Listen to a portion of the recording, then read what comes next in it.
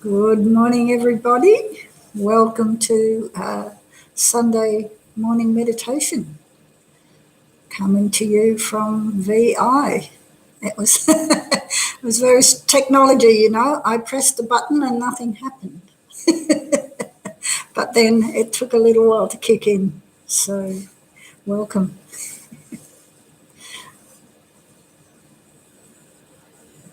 It's certainly quite cool now, isn't it? Winter is definitely here. So I'm just getting my Zen sorted, and we'll begin by just settling and calming the body. I'm just looking to see if you can see Shanti Deva there in the background. Okay. So make sure that you're comfortable, and it doesn't matter whether you sit on a chair or on the floor, on your favourite cushion. The most important thing is to have your spine straight. So let's, as usual, scan the body to become aware of any areas of tension so that we can release them with the out breath. Because it's very hard to meditate if the body is tense, and as you may have noticed, the body and mind are very closely connected. So by calming the body, we calm the mind. So there's a teaching on interconnectedness right there. Very much emphasized in Buddhism. So without further ado, bring your awareness to the top of your head.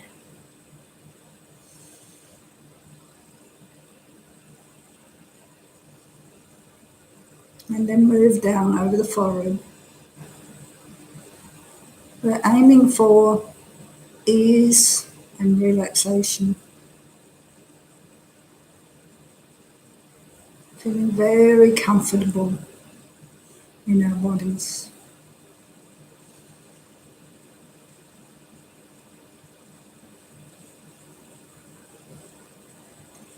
Coming down to the eyes and relaxing all those little muscles around the eyes.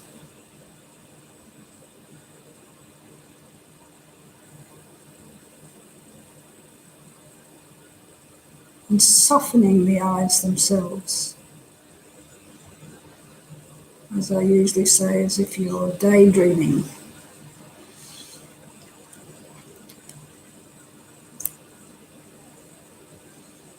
Moving down over the cheekbones to the mouth. Relaxing.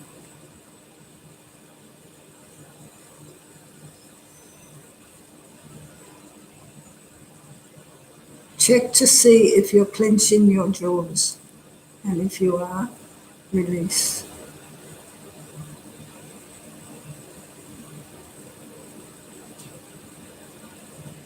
Rest the tongue lightly behind the top teeth.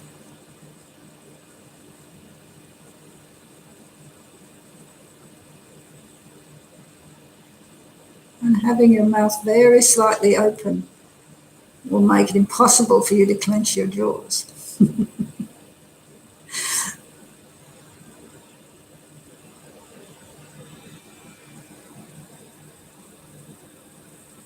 Relax your chin.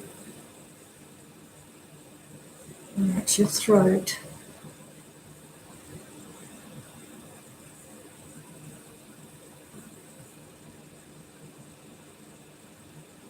Move gently back to the top of the head and travel down the back of the head to the base of the skull.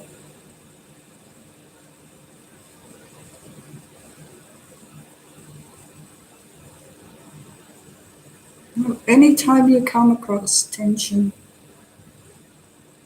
imagine that with each out-breath it leaves the body and simply dissolves into space.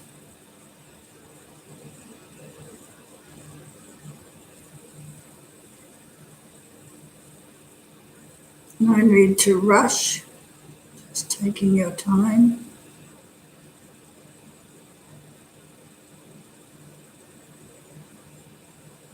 Some tension spots may require a few out breaths. That's perfectly fine.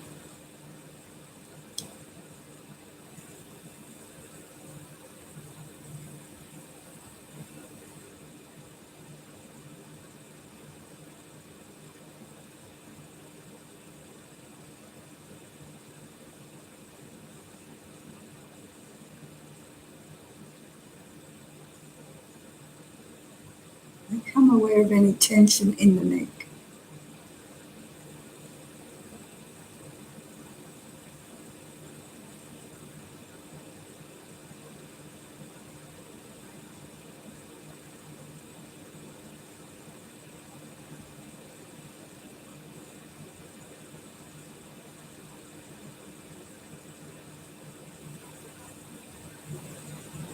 Move to the shoulders. Be aware of the shoulders and the shoulder blades.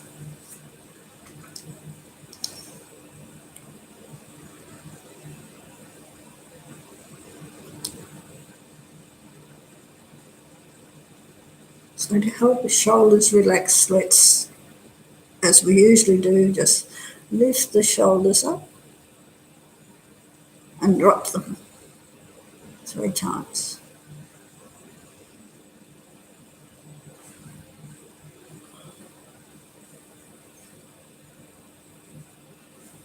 And allow gravity to help you relax.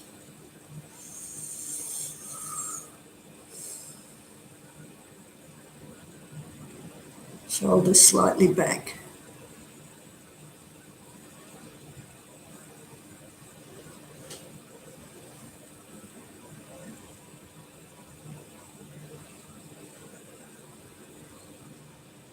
And then let's travel down the backbone and the base of the skull.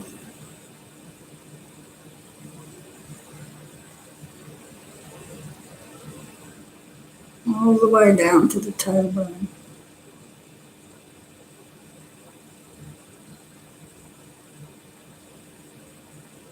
Feeling the strength and stability of the spine.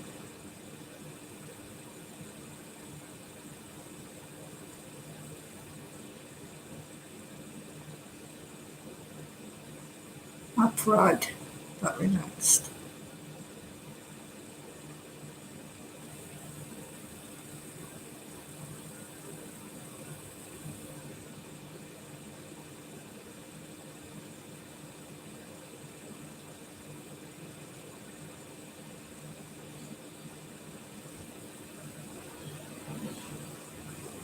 In a way, we can think of our skeleton as a clothes hanger, and we are a beautiful silken garment that is completely relaxed but supported.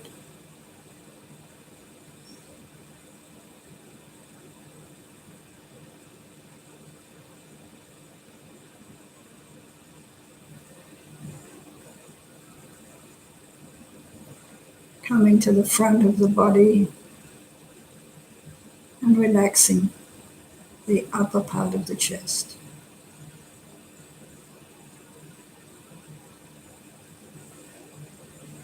Soft,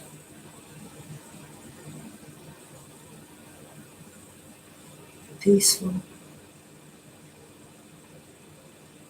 Moving down to the abdomen and the belly, the pelvic area.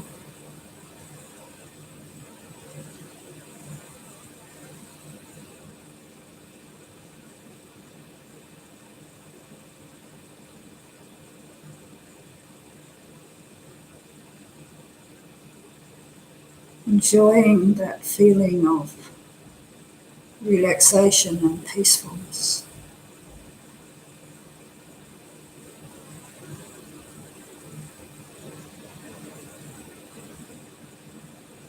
Nothing to do, nowhere to go.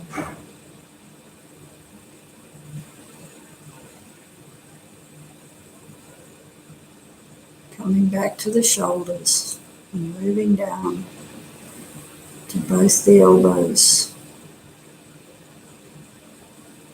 the wrists, backs of the hands and palms of the hands and fingers. Relaxing, letting go.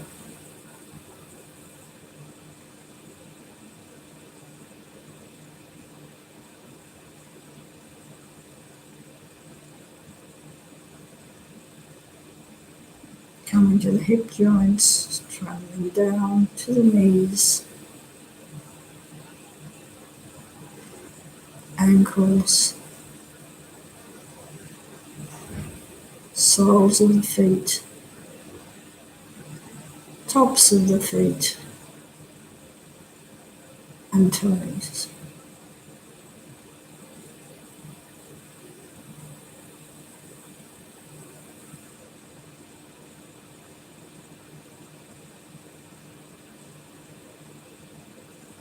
Now take in the whole body, from the top of the head, the tips of the toes.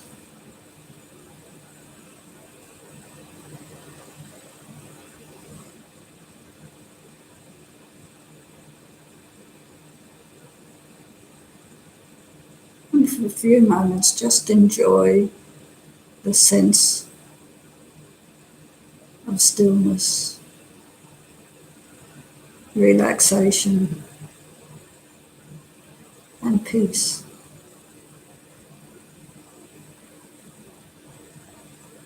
Feeling perfectly supported and at ease.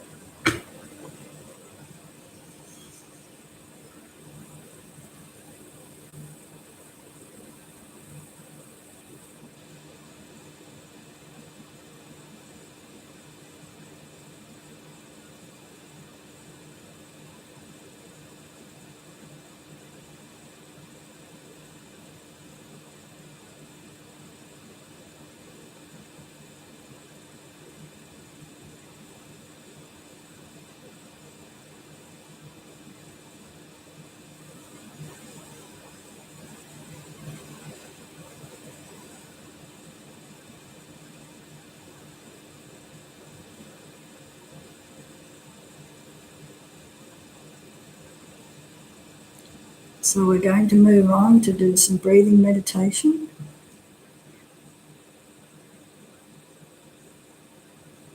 Which I'm sure everyone's pretty familiar with by now. And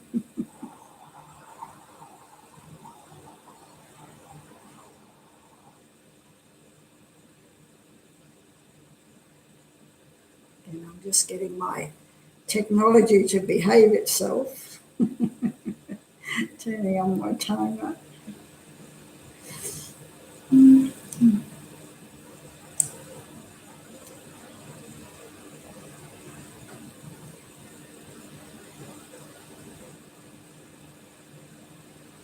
Okay.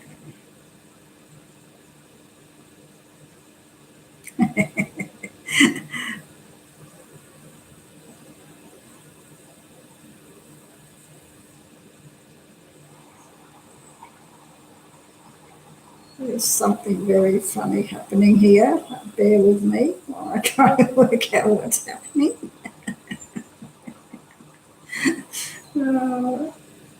Okay.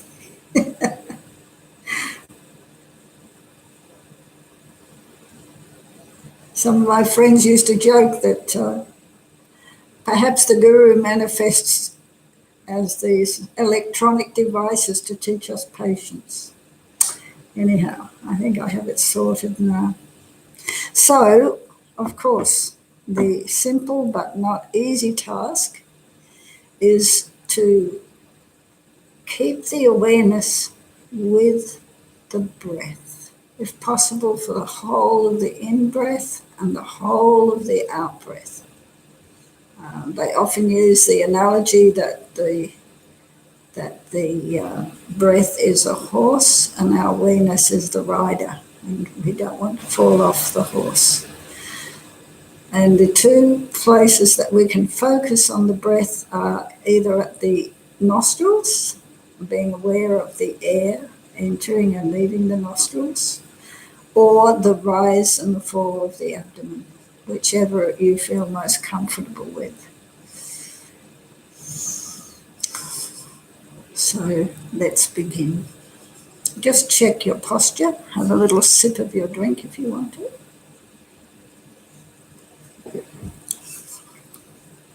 And off we go.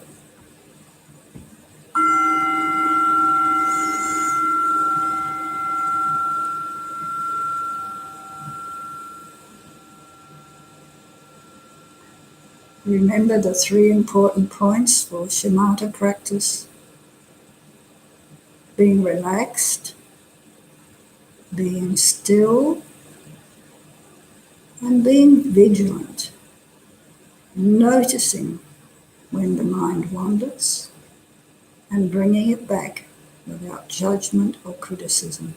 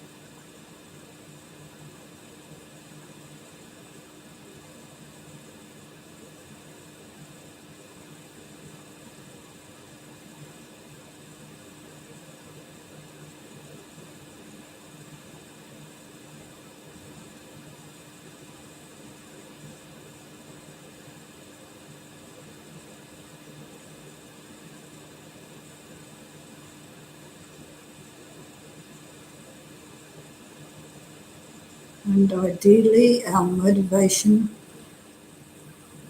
for this session would be to have the wish that whatever benefit we derive, it flows on to all that we come into contact with, all living beings. In fact, this can be a motivation for our lives, that whatever we do will benefit others as well as ourselves.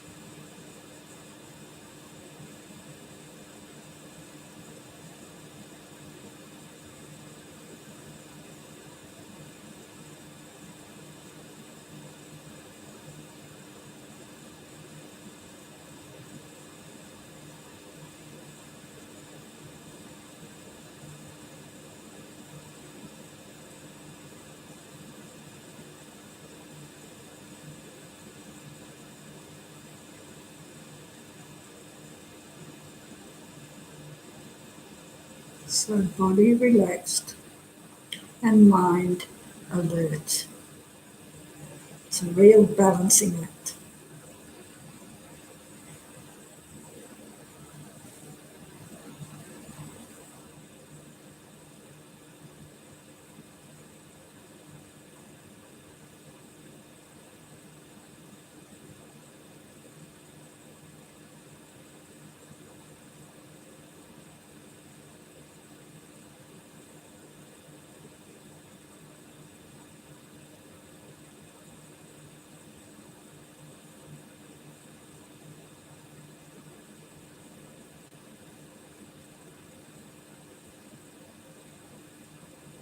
Keeping vigilant, not allowing thoughts to pull you into the past or rush you into the future.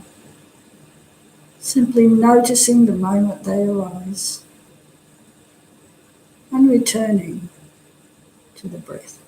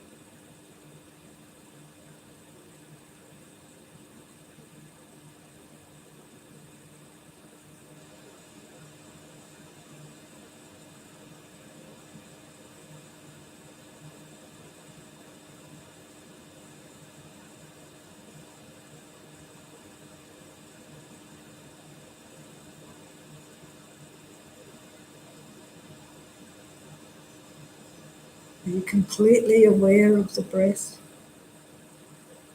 but don't try to control it in any way. Just let it be.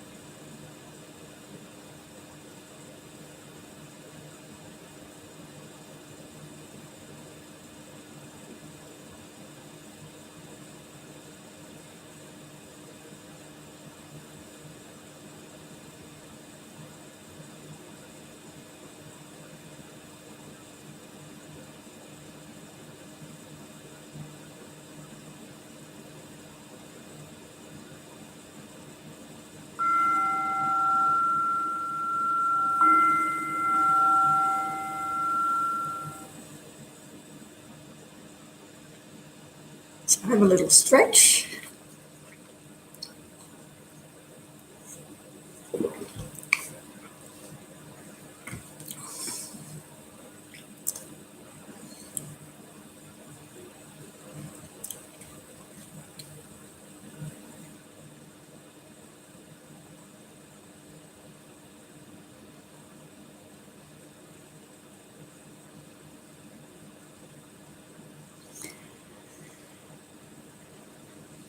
And we're going to move on and do some analytical meditation.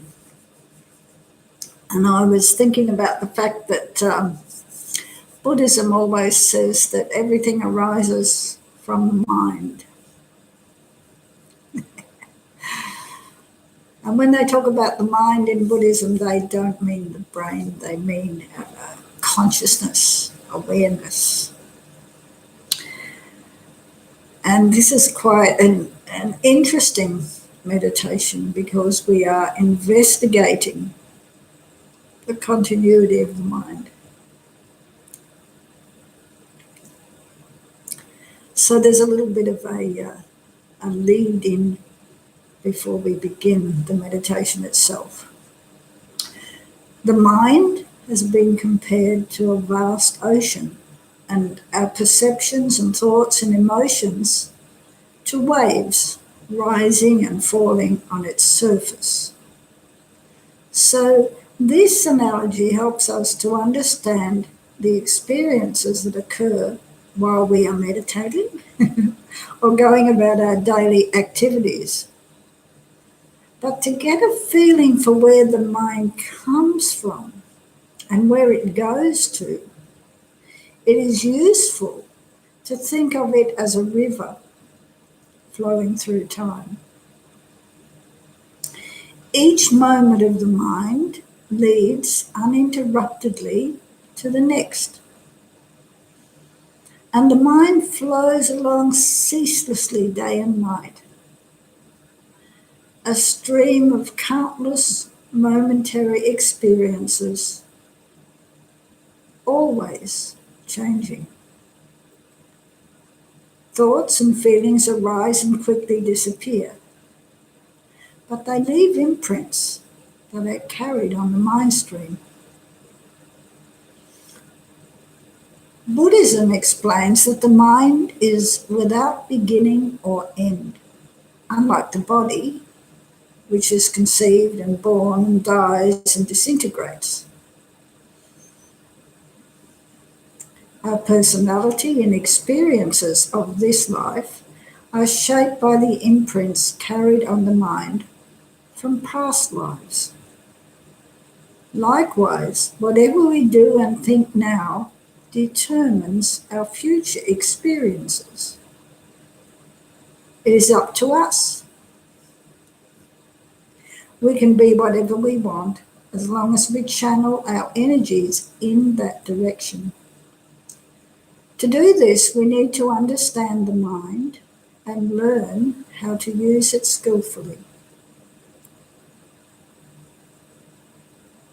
Accepting the existence of other lives hinges on understanding the mind in this way. If you have been able to recall experiences from past lives, you will realize that just as this life is the future of those past, so too will it be a past life of those to come. When your mind has become sufficiently calm, you will be able to see deeply into it and realize that it is an ever-flowing stream going far back in time. If you're able to experience the reality of past lives for yourself, you will then be convinced of their existence. But of course, for many people, this is an alien idea.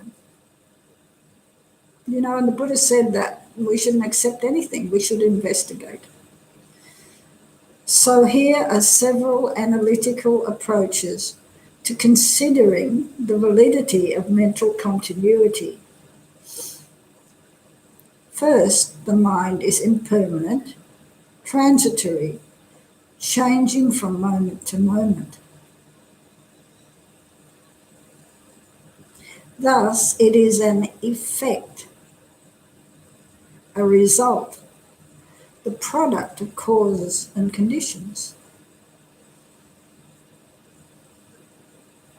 And the main cause of a mind is necessarily a previous moment of mind. Causes and their results must be the same type of phenomena.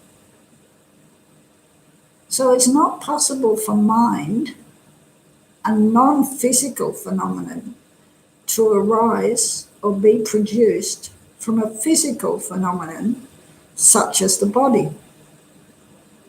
Just as it's not possible for fire to be produced by water. Also, as mind is a series of ever-changing moments, each necessarily the result of a previous moment, how could it have a beginning in time?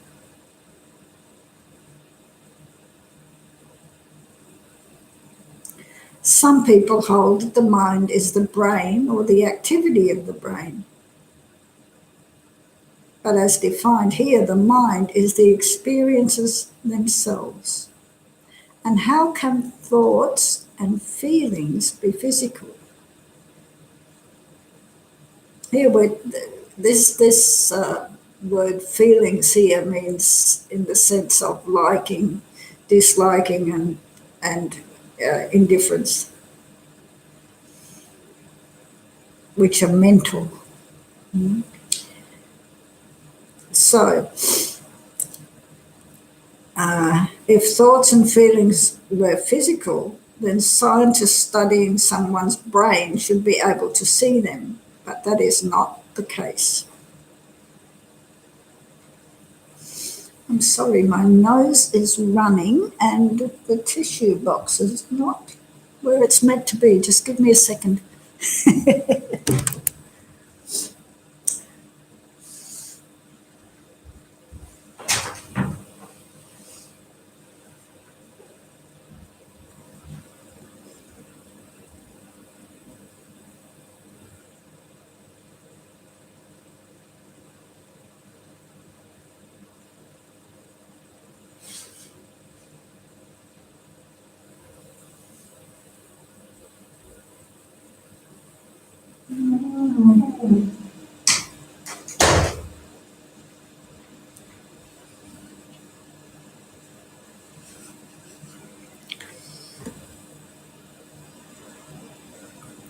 Sorry about that. So scientists can know when the person is thinking, but not what they are thinking. While we're in this physical body, the mind depends upon the brain and the nervous system, but cannot itself be the brain. Nor can one's mind be derived from the minds of others, such as one's parents. Our body came into existence from parts of our parents' bodies, but our mind is a non-physical phenomenon and arises in a completely different way. It's not possible for a part of one mind to break off and become a new mind.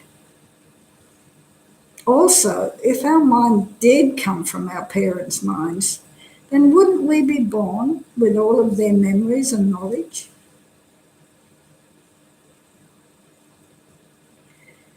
This is clearly not the case. Our present personality, knowledge, and experiences are necessarily the result of our own past experiences and actions.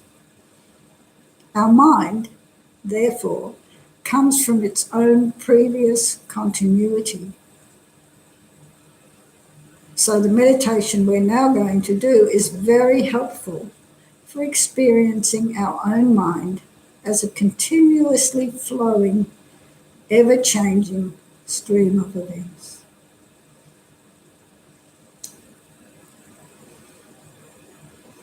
So just adjust your posture again, make sure that your spine is straight, your body relaxed, your mind alert.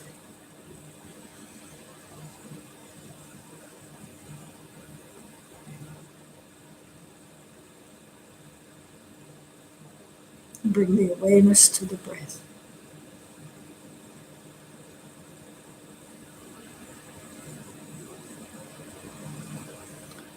And take a look at your present state of mind, at the thoughts and the sensations that are flashing by. Just observe them in a detached way without clinging to or rejecting any of them.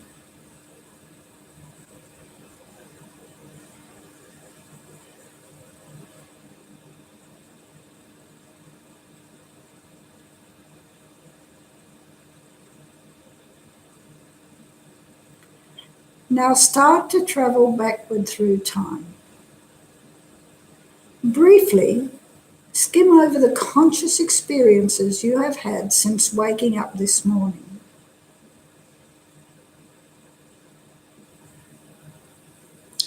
Are these part of the same stream of consciousness as your present experiences?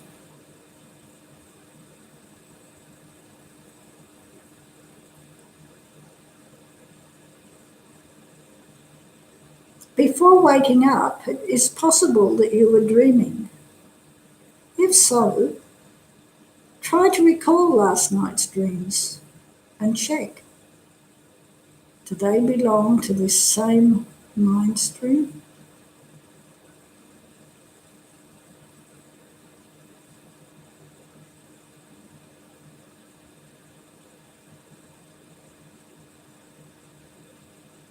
Continue to trace your mental experiences to yesterday.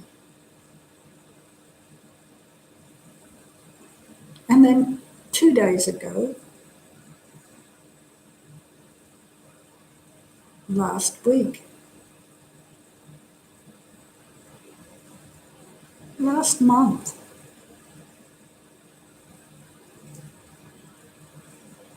Go back to last year.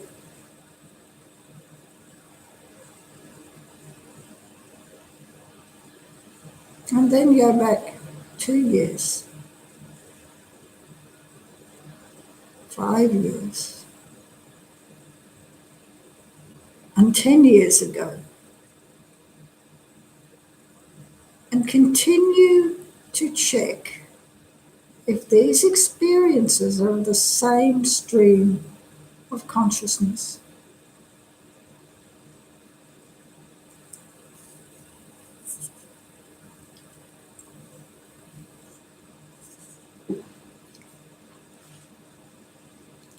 Avoid getting involved in any of your recollections, because the purpose of the meditation is not to relive good times or to sort out problems from the past, but to get a feeling for the mind's continuity.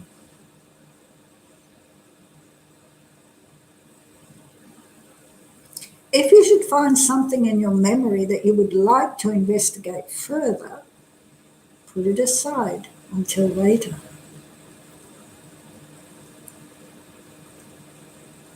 And go back in your life as far as you can, bringing to mind experiences from your adolescence and your childhood.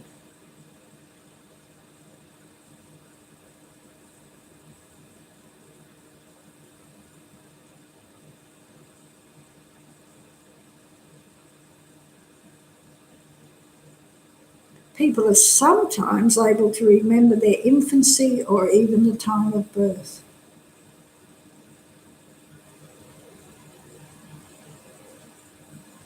Relax and open your mind to allow such memories to arise.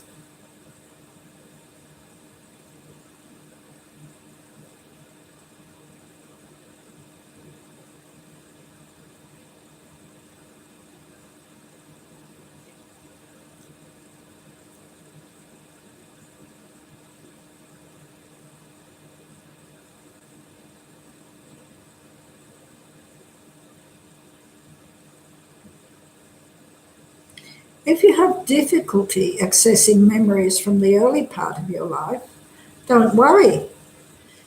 Realize that just as your present mind stream is the continuation of experiences that you can remember, those experiences in turn are the continuation of earlier ones that you can no longer remember. Now think of your birth, the time you were in the womb, and the moment of your conception. If your mind is a stream of experiences, each one arising from the one before it, then did it exist throughout these experiences, or did it begin to exist at some particular point?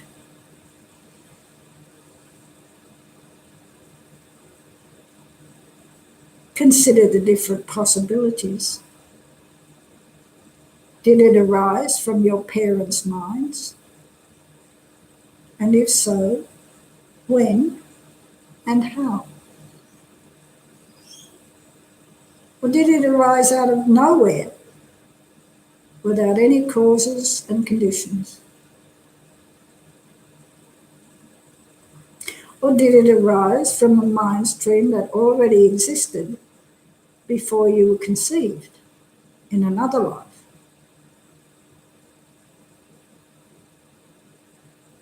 See if you can open your mind to that possibility. You might even be able to glimpse a memory from another life.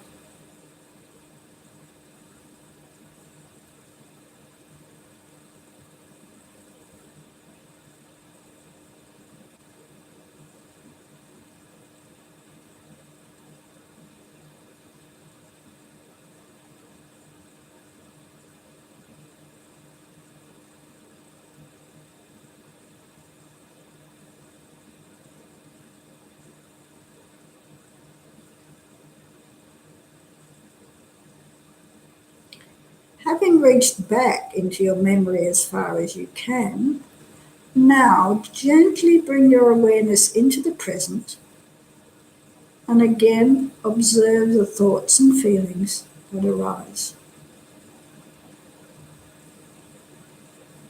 Simply experience your stream of consciousness as it continues to flow. Feel its momentum, one thought or feeling leading to the next, which leads to the next, which leads to the next. On and on.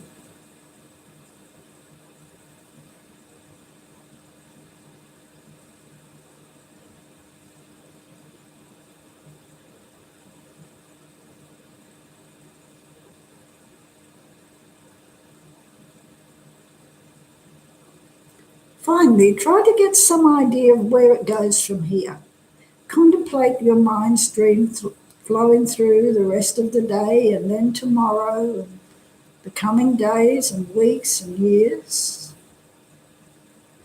all the way up until death. What happens then? Consider the different possibilities. Does the stream of consciousness suddenly cease to exist? Does it transform into something else? Does it continue on encountering new experiences?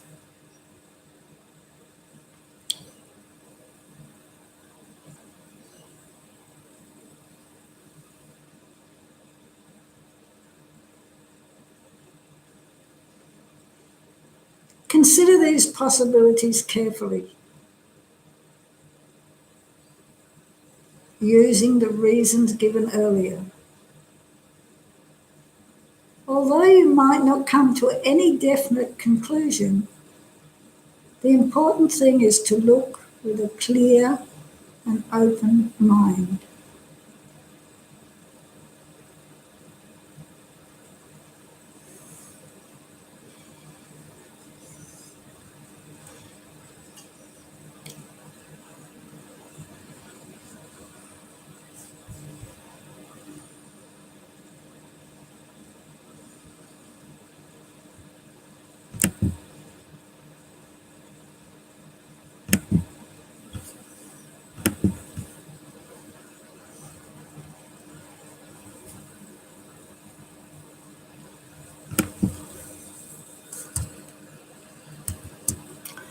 Mm.